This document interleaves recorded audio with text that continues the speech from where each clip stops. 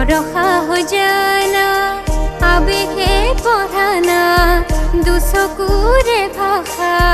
মন পক্ষী হৈ উৰে সমীৰত জানা চেঁচা পৰা মোৰ কায়াতে উঠা